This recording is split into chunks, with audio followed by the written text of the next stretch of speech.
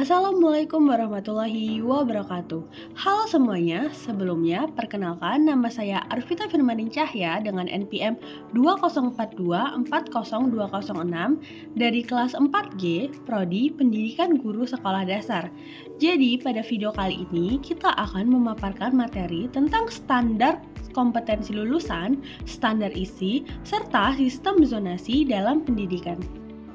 Nah, yang selanjutnya yaitu pengertian standar kompetensi lulusan satuan pendidikan itu adalah kualifikasi kemampuan yang mencangkup pengetahuan, keterampilan, dan sikap yang akan digunakan sebagai pedoman penilaian dalam menentukan kelulusan peserta didik dari satuan pendidikan. Standar kompetensi lulusan satuan pendidikan mencangkup kompetensi kelompok mata pelajaran dari seluruh mata pelajaran yang didasarkan pada Peraturan Menteri Pendidikan Nasional Republik Indonesia Nomor 23 Tahun 2006. Nah, yang selanjutnya yaitu dimensi kompetensi standar lulusan. Yang pertama yaitu ada sikap atau efektif, yaitu beriman, bertakwa, jujur, dan peduli. Kemudian bertanggung jawab, sehat jasmani, dan rohani. Dan yang kedua yaitu dalam segi pengetahuan atau kognitif, yaitu menguasai ilmu pengetahuan, teknologi, seni, dan budaya, yaitu faktual metakognitif, mampu mengkaitkan konteks diri, lingkungan, hingga nasional. Dan yang terakhir yaitu keterampilan atau psikomotorik, yaitu berpikir kreatif, kritis, mandiri, dan kolaboratif, komunikatif, dan produktif melalui pendekatan ilmiah. Nah, teman-teman, yang materi selanjutnya yaitu tentang standar isi. Jadi, standar isi adalah implementasi Undang-Undang Nomor 20 Tahun 2003 tentang Sistem Pendidikan Nasional yang dijabarkan ke dalam sejumlah peraturan, antara lain yaitu Peraturan Pemerintah Nomor 19 Tahun 2005 tentang Standar Nasional Pendidikan. Kemudian yaitu peraturan pemerintah ini memberikan arahan tentang perlunya disusun dan dilaksanakan 8 standar nasional pendidikan.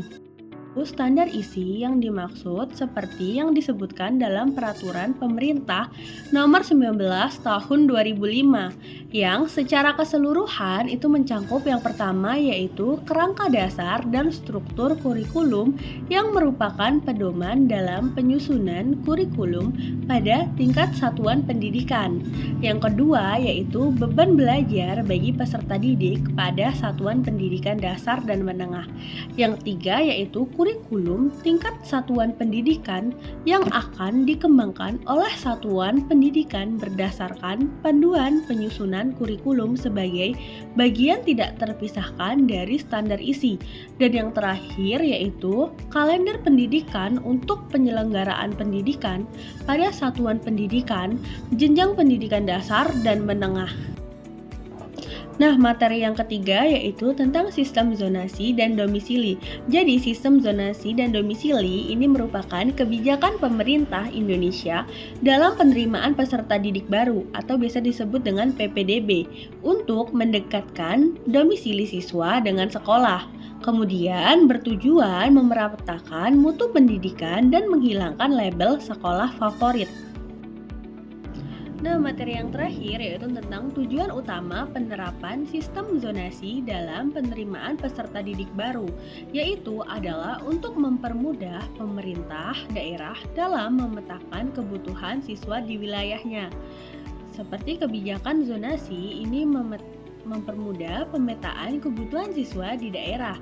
Yang kedua yaitu pemerintah daerah melalui kepala dinas pendidikan itu dapat membuat proyeksi kebutuhan siswa baru. Dan yang ketiga yaitu sistem ini bertujuan untuk efisiensi distribusi peserta didik. Nah, teman-teman, itu tadi pemaparan materi tentang standar kompetensi lulusan, standar isi, dan zonasi atau domisili dalam satuan pendidikan. Semoga apa yang telah disampaikan hari ini bisa bermanfaat untuk kita semua. Saya meminta maaf apabila ada salah kata. Saya akhiri. Wassalamualaikum warahmatullahi wabarakatuh.